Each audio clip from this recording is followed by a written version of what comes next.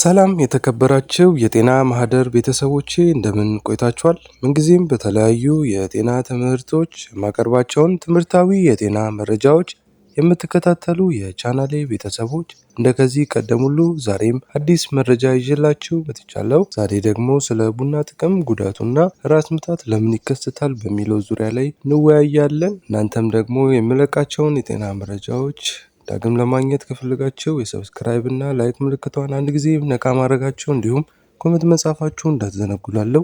እስከ ፍጻሜያችን ድረስ መልካም ቆይታ ይሆንላችሁ።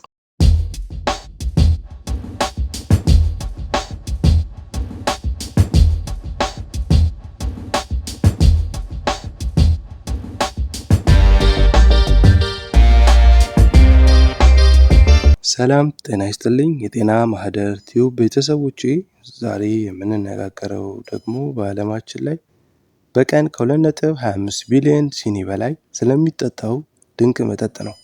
ቡና ለብዙዎቻችን የቀን መጀመሪያ ብቻ ሳይሆን የባህልና የማህበራዊ ህይወታችን መሰረት ነው።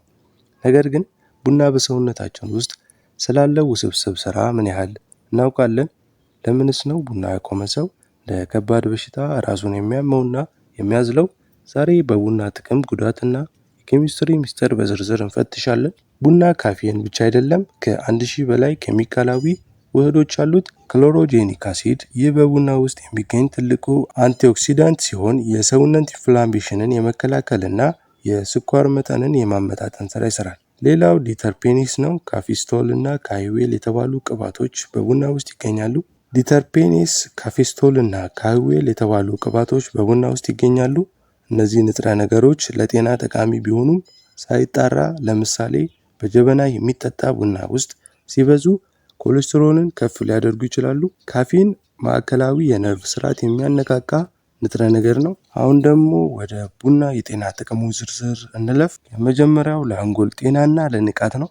ካፌን ወደ ደም ከገባ በኋላ የሚበላውን የአንጎል መከላከያ ጥሶ ይገባል።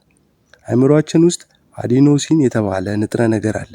ስራ በምንሰራበት ጊዜ ይህ ንጥረ ነገር እየተከማቸ ይሄድና አእምሯችን እንዲደክምና እንቅልፍ እንዲመጣ ያደርጋል። ሁለተኛው ለሜታቦሊዝም እና ለክብደት መቀነስ። ቡና የሰውነት ሙቀት ከፍ በማድረግ ካሎሪ እንዲቃጠል ይረዳል። በተጨማሪም በደም ውስጥ ያለው ኤፒኒፍሪን በመጨመር በሰውነት ውስጥ የተከማቸ ስብ ወደ ኃይል እንዲቀየር ያግዛል። ሶስተኛው ለልብና ለደም ዝውውር ነው። ምንም እንኳን ቡና ለጊዜው የደም ግፊትን ከፍ ቢያደርግም የረጅም ጊዜ ተጠቃሚዎች ላይ ግን የልብ ድካምና የስትሮክ አደጋን እንደሚቀንስ ጥናቶች ያሳያሉ። ሌላው ለጉበት ጥበቃ ነው። ቡና የጉበት ኢንዛይሞች መዛባትን ይከላከላል። በቀን 2 ሲኒ ቡና መጠጣት የጉበት ካንሰርን የመከላከል እድሉን በ40% ይጨምራል። ቡና ካልተጠጣ ለምን ራስ ምታት ይከሰታል? የደም ፍሰት ለውጥ። ካፌን የጭንቅላት የደም ስሮችን በ25% ይጠባል። ሰውነትህ በየቀኑ ቡና ሲለምድ ጭንቅላትህ በእነዚያ የጠበቡ ስሮች ውስጥ የደም የመርጨት ልምድ ያዳብራል። ቡና ስታቆም ስሮቹ ድንገት ይሰፋሉ። በዚህ ጊዜ ወደ አእምሮ የሚሄደው የደም መጠን በከፍተኛ ሁኔታ ይጨምራል። ይህ ድንገተኛ ግፊት ነው ኃይለኛ ራስ ምታት የሚፈጥረው። የሪሴፕተር መጨመር የአእምሮአችንን ካፌን ለመቋቋም ሲል ተጨማሪ የአዶኒሲን መቀበያ ይፈጥራል።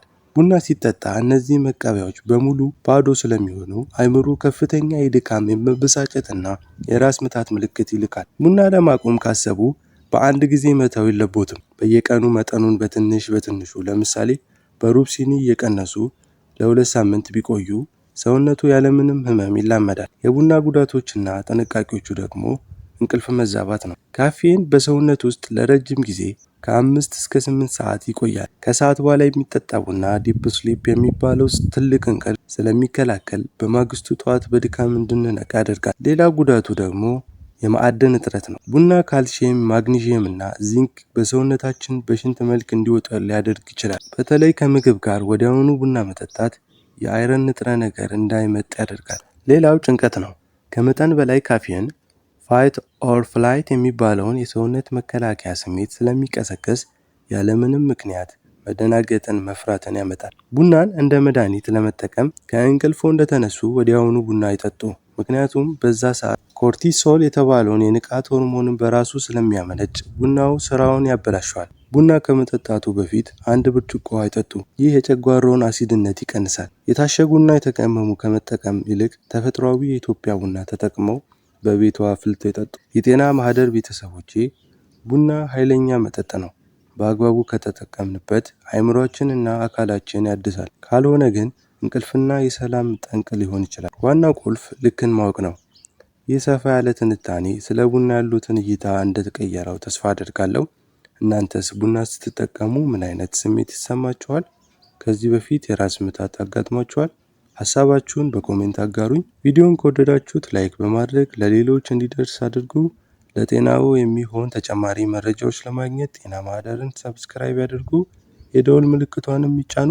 በሚቀጥለው ቪዲዮ እስከምንገናኝ ድረስ ጤናችሁ ይጠበቅ።